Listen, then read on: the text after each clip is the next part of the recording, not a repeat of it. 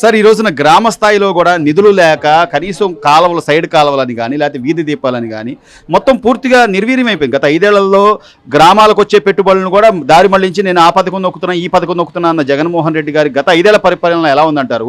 ఈ 2 నెలల నుంచి చూస్తున్నాం ఆయన వెళ్ళి కేంద్రం దగ్గర 15,000 కోట్లు అమరావతికి తీసుకురావడం కానివ్వండి, లేకపోతే మన పోలవరం మీద సమీక్షలు చేయడం కానివ్వండి, ఏమైనా తేడా కనపడుతుంది అంటారా? తేడా కనిపిస్తుందండి చంద్రబాబు గారిది. మరి చంద్రబాబు గారు వెళ్తేనే 15,000 కోట్లు ఇచ్చింది, మరి ఈయన వెళ్ళినప్పుడు ఏం ఇవ్వలేదు కానీ 1,500 కోట్లకి ఇచ్చింది.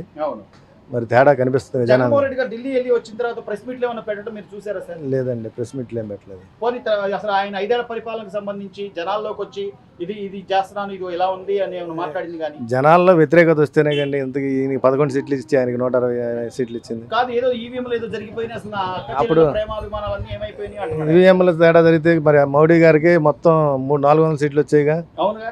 మరి ఈయనకి పొత్తు పెట్టుకునేవాడు కాదుగా కేంద్రంలో. ఆయన ఫుల్ సపోర్ట్ గా ఆయనకి. మరి ఈవీఎం ట్రాపింగ్ ఏమైనా జరిగితే మోడీ గారికి ఎక్కువ రావాలిగా. వీళ్ళతో పొత్తు పెట్టుకుని వీళ్ళ అవసరం తెలుసుకున్నారు. మరి అంతేగా, ఎందుకు నమ్ముతారండి? వాళ్ళంతా తెలివి తక్కువ ఎవరు లేరండి జనాలు. ఈ 2 నెలల పరిపాలన గురించి మీ అభిప్రాయం సార్? అంటే ఇసుక ఉచితం అని కానివ్వండి, లేదా మళ్ళీ అన్నా క్యాంటీన్లు రేపు ఆగస్టు 15 నుంచి స్టార్ట్ చేయబోతున్నాం అంటున్నారు. అలాగే ఈ సూపర్ 6 పథకాలకు సంబంధించి చేయగలరంటారా చంద్రబాబు గారు? చేయగలరని చేస్తారులే కానీ ఈ ఉచిత పథకాలన్నీ ఎత్తేసి వైద్యం విద్య 2 ఉచితంగా ఇచ్చి కంపెనీలు చదువుకున్న పిల్లలకి జాబులు కంపెనీలు అవి తీసుకొస్తే బాగుంటుందండి ఎవరు వచ్చినా. కానీ మనకు అలవాటు చేసేసారు కదా సార్, ఇప్పుడు ఆ సంవత్సరానికి 10,000 15,000 ఇవన్నీ ఏమంటే బద్దకస్తులు తయారు చేస్తాయి ప్రజల్ని బద్దకస్తులు చేస్తాయి పథకాలన్నీ ఇచ్చి. ఇప్పుడు అదే పథకాలు నేను ఎట్లా ఇవ్వాలో అని భయం వేస్తున్నాను ఒక మాటకి. మరి నువ్వు ఇవ్వలేనప్పుడు నువ్వు ఎట్లా చెప్పావు సమాధానం అని చెప్పి అడుగుతున్నారు ఇప్పుడు వైసీపీ నాయకులు. ఏమండి బొత్తిగా దాంట్లో ప్రతి ఒక్కరికి ఇవ్వలేరండి, బాగా బొత్తిగా ప్యూర్గా ఉంటారు ఊళ్ళో లేని వాళ్ళు, అసంటి వాళ్ళకి ఇవ్వాలి. అంతేగాని ఎవడికి సపోర్ట్ ఊడికి మామూలుగా ఇన్వాల్వ్మెంట్ ఉంటే వాడికి ఇప్పించేస్తున్నారు. అది 170-80 మందికి ఇస్తున్నారు, వాళ్ళ 100లో 10 మందికి వెళ్ళేది ఇవాళ పథకాలు. బాగుందండి, పరిపాలన బాగానే ఉంది చంద్రబాబు గారు. ఏం లేదండి అవన్నీ, కాకపోతే ఏదో ఒక ఎలిగేషన్ తీసుకురావడానికి చేస్తున్నారు, అదేం లేదు. లేదండి. గత 5 ఏళ్ల క్రితం పని కోసమే అందరూ కూడా పరితపించేవాళ్ళు, పని ఎక్కువైపోయి కూడా చేయలేకపోయేవాళ్ళు. అమరావతి మనకు రాజధాని అన్న తర్వాత భవన నిర్మాణ కార్మికులు ఎంతోమంది మాకు చెప్పింది ఏంటంటే, సార్ మేము 2-3 షిఫ్ట్లు చేయలేక మా వల్ల కాక మేము వదిలేసుకునే వాళ్ళం పని అని. మరి గత 5 ఏళ్లలో అమరావతి ఏమైనా డెవలప్మెంట్ కానీ లేకపోతే ఏమైనా భవన నిర్మాణ కార్మికులకు పనులు కానీ కొత్తగా ఏమైనా సంస్థలు రావడం కానీ ఏమైనా జరిగిందా? ఏమీ లేదు. లాస్ట్ 5 yearsలో అసలు ఏమీ లేదు. ప్లస్ ఈ ఉచితాలు అలవాటు చేసే పాటికి పని చేసే వాళ్ళు ఎవరు దొరకట్లేదు, పని చేయడానికి దొరకట్లేదు. తాగి బొబ్బుంటున్నారు, 10 రోజులు ఈ డబ్బులతో తాగి బొబ్బుంటున్నారు, 10 రోజులు ఆ పెళ్ళాం డబ్బులతో తాగి బొబ్బుంటున్నారు. అయిపోయా. మెయిన్ పాయింట్ నువ్వే చెప్పావు, ఉచితాలు అలవాటు చేసే పాటికి అట్లా సోమరిలా తయారయ్యాడు. ఇప్పుడు వాడిని తీసుకెళ్ళి నేను నీకు పని ఇస్తాను, నీకు రూపాయి కూడా ఉచితంగా ఇవ్వను అంటే వాడు ఒప్పుకుంటాడా? ఒప్పుకోడు. మెల్లిగా దాన్ని తగ్గించాలి. బయటకు వచ్చి ఓటేడు దాన్నే తగ్గించాలంటున్నా, వేరే రూపంలో తగ్గించాలి. సమయం పట్టుద్ది ప్రతిదీ కూడా ఆలోచించి. ఇప్పుడు ఈ రోజున కూటమి తమ్ముడు కేవలం చంద్రబాబు నాయుడు గారు మాత్రమే కాదు, పవన్ కళ్యాణ్ గారు కానీ లేకపోతే భారతీయ జనతా పార్టీ కానీ కేంద్రంలో ఉన్న పార్టీ కానీ మొత్తం అంతా సమీక్షలు చేసి మనం ఏం చేయాలి ఏంటి అనేది ముగ్గురు ఒక మాట మీద వెళ్తున్నారు. సో కొంత టైం పట్టుద్ది అంటావా లేదా? టైం అయితే పడుతుంది. ఇప్పుడు వచ్చిన 2 నెలకి అన్ని కావాలంటే ఏది జరగదు. అక్కడ డబ్బులు లేవు ఖజానాలో. డబ్బులు ఎట్లా రెవెన్యూ ఎట్లా జనరేట్ చేయాలి, డబ్బులు పోగు చేసిన తర్వాత ఇవన్నీ ఎగ్జిక్యూట్ చేస్తారు. ఏమి లేదు, ముందు ఉచితాలు తగ్గించాలి అంతే.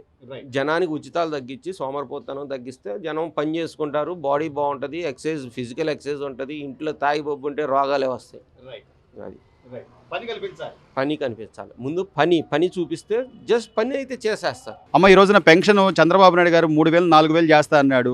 మొన్న 7,000 రూపాయలు ఇవ్వడం కానీ నిన్న 4,000 రూపాయలు ఇవ్వడం కానీ ఎట్లుందమ్మా? ఎలా ఉంది పరిపాలన? బాగానే ఉందండి, బాగానే ఉండే. శుభ్రంగా ఇంటికి వచ్చి ఇస్తున్నారు. నిన్న తెల్లారి గట్టలేసి వచ్చి కాకేసి ఇచ్చారు.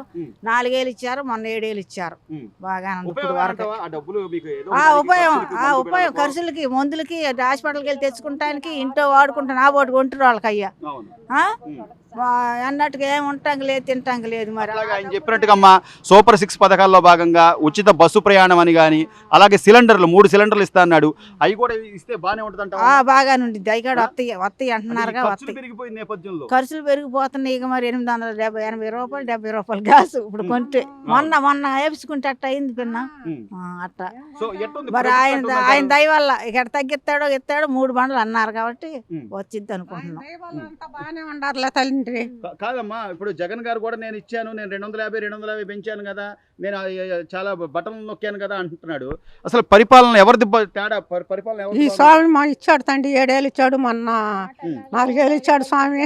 బంగారు తండ్రి ఈయన మాత్రం మాకు అన్నిటికీ సరిపోయినాయి తండ్రి. బాగానే ఉంటున్నాం మేము. అంటే దేనికి ఉపయోగపడతాయి మీకు? అమ్మా అయ్యా వాడుకుంటానికి కానీ ఇంకేం నుంచి వస్తాయి నాయన మా బోట్ ముసలాళ్ళకయ్యా వాటి మీద బతుకుతామే కానీ ఆయన. అవును నాయన దండం పెట్టచ్చు ఆయనకి 2 చేతులు.